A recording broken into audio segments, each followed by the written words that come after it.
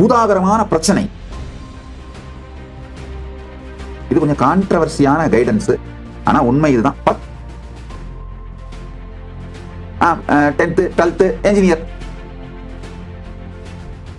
நித்யானந்தா குலக்கல்வி முறையை ப்ரமோட் பண்றாரு. ஆமா,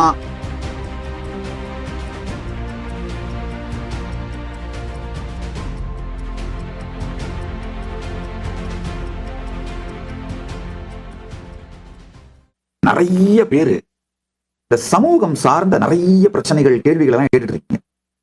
இது கடந்த 14 நாள் சத்சங்கத்தோட மொத்த கொஸ்டின்ஸ், கமெண்ட்ஸ் எல்லாம் ஏஐ மூலமா ஸ்கிராப் பண்ணி சென்டிமெண்டல் அனாலிசிஸ் பண்ணி கிளாசிஃபை பண்ணும்போது வருகின்ற ஒரு மிகப்பெரிய பூதாகரமான பிரச்சனை, மக்கள் என்கிட்ட எடுத்துட்டு வந்து தீர்வை எதிர்பார்க்கின்ற பிரச்சனை.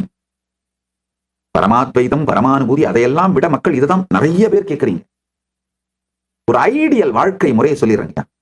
இதுல என்னென்னலாம் உங்களால உபயோகப்படுத்த முடியுமோ, கடைபிடிக்க முடியுமோ, அதெல்லாம் மேனிஃபெஸ்ட் பண்ணுங்க. முதல் விஷயம், 40 வயசுக்குள்ள இருந்தா 1 வருஷம் இந்தியா முழுக்க பரிவராஜ யாத்திரை போங்க.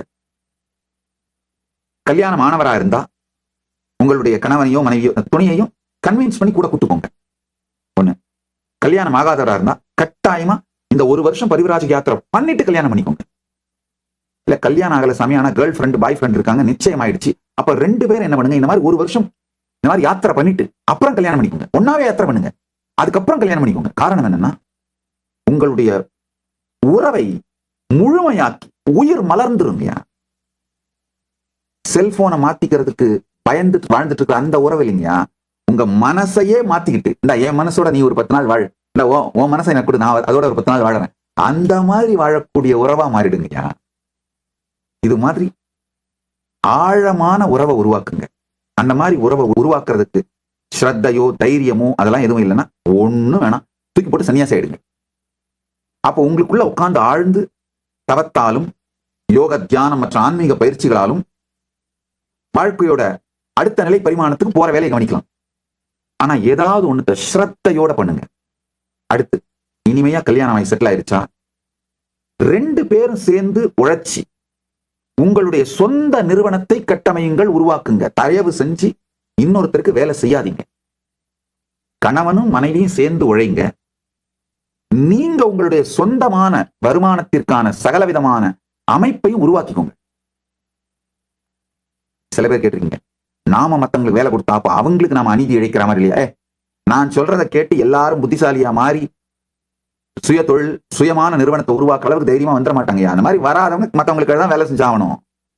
சொல்றதை கேட்கறவங்க புத்திசாலியா இருக்கவங்க தெரிஞ்சு தெளிச்சுக்கோங்க, உங்களை காப்பாத்திக்கோங்க, அவ்வளவுதான்.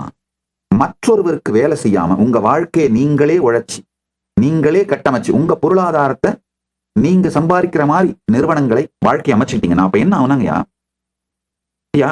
நம்ம உயிர் முதிர்ச்சி அடை. ஒவ்வொரு வருஷமும் நம்முடைய மனம், நம்முடைய உடல், நம்முடைய கான்சியஸ்னஸ் எல்லாம் முதிர்ச்சி அடையுது. இது முதிர்ச்சி அடையும் போது ஏற்படுகின்ற பலனை நீங்களே அனுபவிக்கணுங்கய்யா. நீங்க யாருக்கு வேலை செய்றீங்களோ அவன் அனுபவிச்சுட்டு இருப்பான். இல்லைன்னா நீங்கள் அடையும் முதிர்ச்சியின் பலனை நீங்களே அனுபவிக்கணும்னா சுய தொழிலோடு இயங்குங்கள். இப்ப என்ன ஆகுன்னா, சொசைட்டில அடுத்து வர்ற லேட்டஸ்ட் ட்ரெண்ட் என்னன்னாங்கய்யா, ஆயிரக்கணக்கான சுய தொழில் செய்கிற ஃப்ரீலான்சர்ஸ் ஒன்னா சேர்ந்து ஒருத்தருக்கு ஒருத்தர் ஹெல்ப் பண்ணிக்கிற லார்ஜ் இண்டஸ்ட்ரீஸா மாறுவாங்க. அதுதான் ஐடியல் சொசைட்டிங்கயா. கணவனும் மனைவியும் சேர்ந்து உழைத்து ஒன்றை உருவாக்குனீங்கன்னா உங்கள் உயிர்மை மேம்படும். The girl who makes his man a king will live as a queen. The girl who keeps his man as a slave will live ever as a slave's wife. That's all. அதனால இன்னொருத்தருக்கு வேலை செய்யாதீங்க, நீங்க 2 பேரும் உழைத்து உங்க வாழ்க்கையை கட்டமைங்க. அப்ப என்னன்னாங்கயா, உங்களுடைய உடல் நலத்துக்காக யோகா பண்றது, மனநலம் உயிர் நலத்துக்காக பூஜை பண்றது, உங்களுடைய ஆன்மீக சாதனைகள், உங்கள் வாழ்க்கையின் உயர்மை தேடுதல், இது எல்லாத்துக்கும் உங்களுடைய தொழில், பணம், இந்த வியாபாரம் போன்றவைகள் தடையாக இருக்காம உங்களால அழகா அந்த ப்ரையாரிட்டிஸ் அட்ஜஸ்ட் பண்ணிக்க முடியும். பணத்துக்காக உங்களுடைய நேரத்தை மற்றவங்களுக்கு வித்தீங்கன்னா உங்க வாழ்க்கைய விக்கிறீங்கயா. அப்ப நேச்சுரலா என்ன பண்ணுவீங்க, யோகா பண்ண முடியாது, இல்ல நீங்க நினைக்கிற மாதிரி உணவு சமைச்சு சாப்பிட முடியாது, எதுவுமே உங்க கண்ட்ரோல் இருக்காது, நாசமா போக வேண்டியதா போகும். அதெல்லாம் அவுடேட்டட் லைஃப் ஸ்டைலுங்கயா, முடிஞ்சிருச்சு. இந்த Java Murugesan life style outdated. ஒரு வாரத்துல, ஒரு மாசத்துல 2 வீலர், 3வது மாசத்துல காரு, ஒரு வருஷத்துக்கு அப்புறம் அப்பார்ட்மெண்ட். அதெல்லாம் அவுடேட்டடு. பண்ணிட்டு என்ன பண்ணுவ? அது மொத்தமுமே உங்ககிட்ட சாவி இருக்கிற உன்னுடைய கிரேவியார்டு. அவ்வளவுதான். வாழ்க்கைக்கு தேவையானது எல்லாம் பெற்று வாழ்வை இழந்தவன் கதை போலே.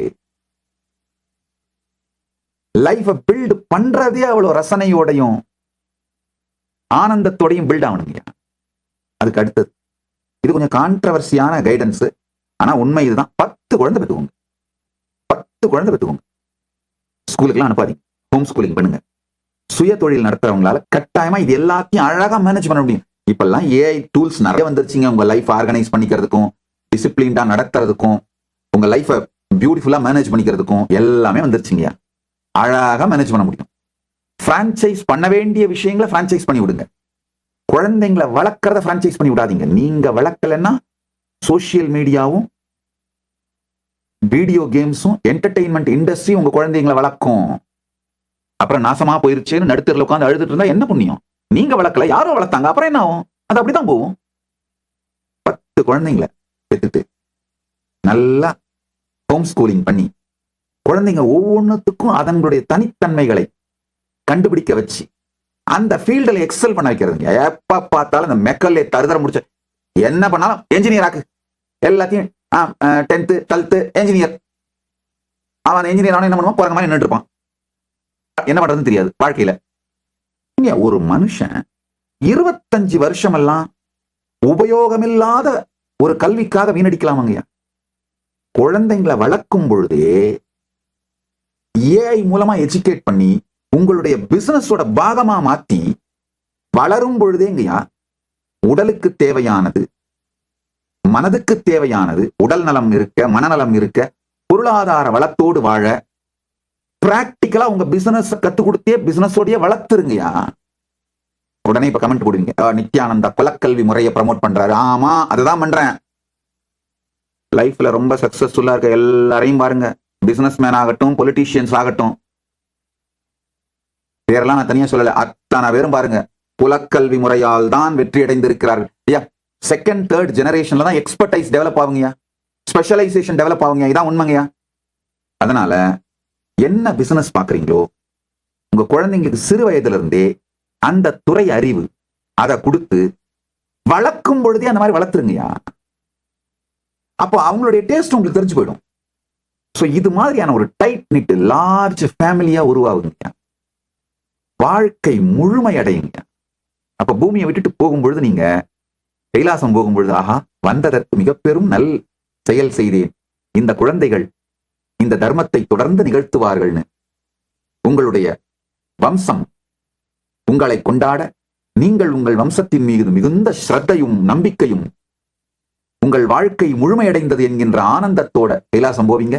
அவங்களும் தொடர்ந்து அவங்களுக்கு உங்க மேல இருக்கிற ஸ்ரத்தையினால சிராத்தம் கொடுத்து உங்களுக்கு பித்ருகர்மாக்கள் தொடர்ந்து செஞ்சுக்கிட்டே இருப்பாங்க. நீங்க எந்த வெர்டிக்கல் டைம் ஜோன் மேலுலகங்கள்ல பயணிச்சுட்டு இருந்தாலும் அங்கிருந்தே உங்களுடைய ஆழ்ந்த உணர்வோடு, சக்தியோடு, அன்போடு, இவர்களை கருணையோடு ஆசீர்வாதம் பண்ணிக்கிட்டே இருப்பீங்க. இதுதாங்க நம்ம வாழ்க்கை முறை. இதுதாங்க சனாதன இந்து தர்மத்தின் வாழ்க்கை முறைங்க. கைலாசாவின் குடியுரிமையை பெற இணையுங்கள்.